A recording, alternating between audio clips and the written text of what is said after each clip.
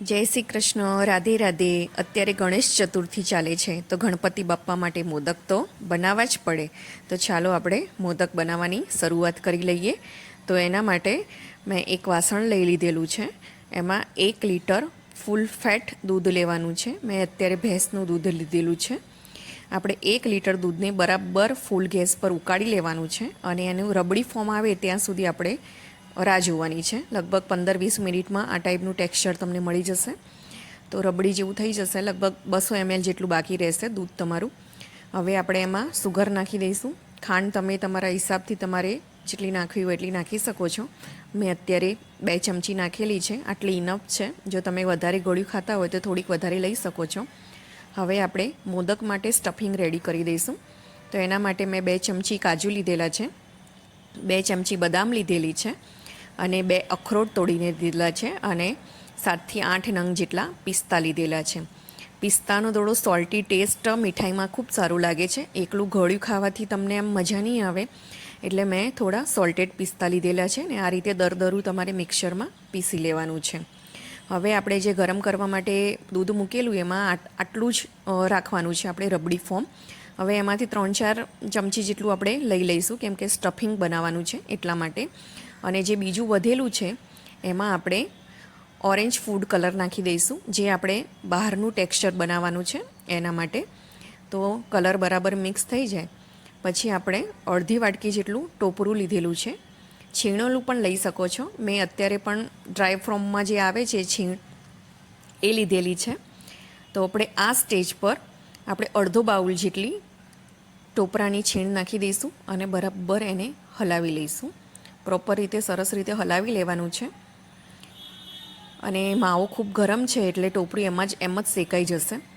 બરાબર કમ્પ્લીટ રીતે આપણે આવી રીતે હલાવી લેવાનું છે. પછી આપણે ગેસ બંધ કરી દેવાનો છે અને આ મિક્સરને આપણે ઠંડુ થવા દેવાનું છે.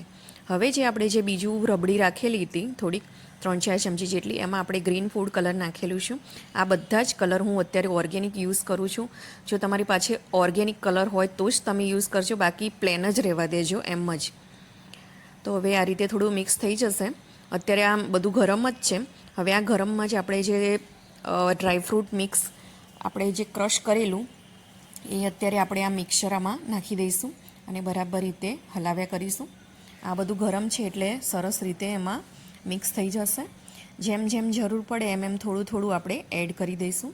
બધું એક સામટું એડ નથી કરી દેવાનું, નહીં તો તમને એનું જે ટેક્સચર આવવું જોઈએ આવશે નહીં અને પાણી વળી જશે બધું અંદર. તો ધીરે ધીરે હવે આપણે બધું મિક્સ કરી દઈશું. હવે છેલ્લે 1થી 1.5 ચમચી જે બાકી મિક્સર હતું એ પણ આપણે આમાં નાખી દઈશું અને આ રીતે ટોટલી રીતે આપણે હલાવી દેવાનું છે. આ મિક્સરને આપણે અડધોથી પોણો કલાક રૂમ ટેમ્પરેચર પર ઠંડુ કરવાનું છે. પછી જ આપણે મોદક બનાવવાની શરૂઆત કરવાની છે. હવે જે આપણે કોપરાવાળું મિક્સર હતું એને આવી રીતે ગરમમાં ગરમ જ મસળી લેવાનું છે લોટની માફક. તો આવી રીતે તમે મસળશો એટલે લોટની જેમ લુઓ રેડી થઈ જશે તમારો. અને આવી રીતે મસ્ત રીતે મસળી દેશો એટલે અંદરથી થોડું થોડું ઘી પણ રિલીઝ થશે અને એક બાઇન્ડિંગ સરસ આવશે તમારું મોદક માટેનું. અને આ બધું રેડી થઈ જાય અને 10થી 15 મિનિટ રેસ્ટ આપવા દેવાનો છે. ઠંડુ થઈ જાય પછી જ તમારે વાળવાનું સ્ટાર્ટ કરવાનું છે. તો પહેલાં જોઈ લેવાનું કે આવી રીતે ગોળો વળે તો તમારું મિક્સર એકદમ રેડી છે અને તમારા મોદક એકદમ પરફેક્ટ બનશે. તો ચાલો મોદક બનાવવાની શરૂઆત કરી દઈએ.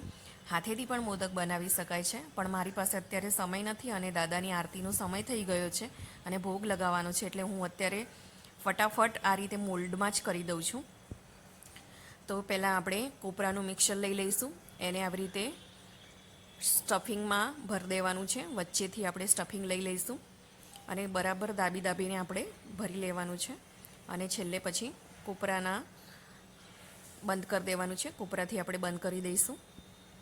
આવી રીતે દાબીને કરશો તો તમારા મોદક ઘણા ટાઈમ સુધી એવા ને એવા રહેશે, છૂટા નહીં પડી જાય. આવી રીતે તમારે બધા જ મોદક વાળી લેવાના છે. ગણેશ ચતુર્થી હોય એટલે મોદક તો આપણે બધા બનાવતા જ હોઈએ છીએ, પણ જો તમે આ રીતે એકવાર મોદક બનાવશો તો તમને ખરેખર ટેસ્ટ બી એકદમ જુદો લાગશે અને બહુ મજા આવશે તમને બનાવવાની. પણ આ રેસીપી લગભગ 15-20 મિનિટમાં જ બની જાય છે, બહુ ટાઈમ નથી લાગતો અને માત્ર ઘરની જ વસ્તુઓનો ઉપયોગ કરેલો છે. ખાલી કોપરું આપણે બહારથી યુઝ કરેલું હતું. બાકી બધી વસ્તુ તો આપણા ઘરમાં હોય જ, દૂધ હોય, સાકર હોય, ડ્રાય ફ્રૂટ્સ હોય, આ બધી વસ્તુ હોય જ.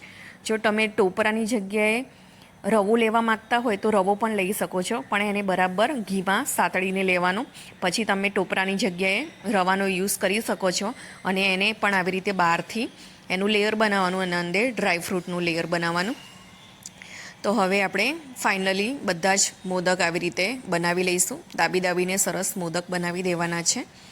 મારે મોદક બનાવતી વખતે જે ગ્રીન સ્ટફિંગ આપણે બનાવ્યું હતું, જે ડ્રાય ફ્રૂટનું સ્ટફિંગ છે, એ મારી પાસે થોડુંક વધારે બની ગયું હતું, તો એ પડ્યું હતું. તો મેં પછી એમાંથી જ થોડાક પેંડા પણ બનાવી દઈશ, કે 5 થી 6 જેટલા, અને 5 જેટલા મોદક બની ગયા છે. તો હવે ગણપતિ દાદાની આરતીનો સમય થઈ ગયો છે અને મારે આજે ભોગ લગાવવાનો છે. તો હું આ જ મોદક એમાં પ્રસાદીમાં લઈ જવાની છું. જો તમારી પાસે ટાઈમ હોય તો તમે 10થી 15 મિનિટ માટે આ મોદકને તમે ફ્રીઝમાં મૂકીને પછી જો પ્રસાદમાં અથવા તો સૌમાં યુઝ કરશો તો બહુ સરસ લાગશે. પણ અત્યારે મારી પાસે સમય નથી, મારે હમણાં જ પ્રસાદમાં લઈ જવાના છે. તો હું હવે આરતી કરવા માટે જાઉં છું. જો તમને મારો આ વિડીયો ગમ્યો હોય, મારી ચેનલને લાઈક કરજો, શેર કરજો, સબસ્ક્રાઈબ કરજો. તમારા મિત્રોને જરૂરથી મારી આ ચેનલની લિંક મોકલજો. અને મારા નવા વિડીયો દરરોજ આવતા જ રહેતા હોય છે, તો તમે એક બેલ આઇકન દબાઈ કરજો, તો તમને મારા વિડીયો રોજે જોવા મળશે. ચાલો તો પછી, જય ગણેશ, જય શ્રી કૃષ્ણ, રાધે રાધે, આવજો.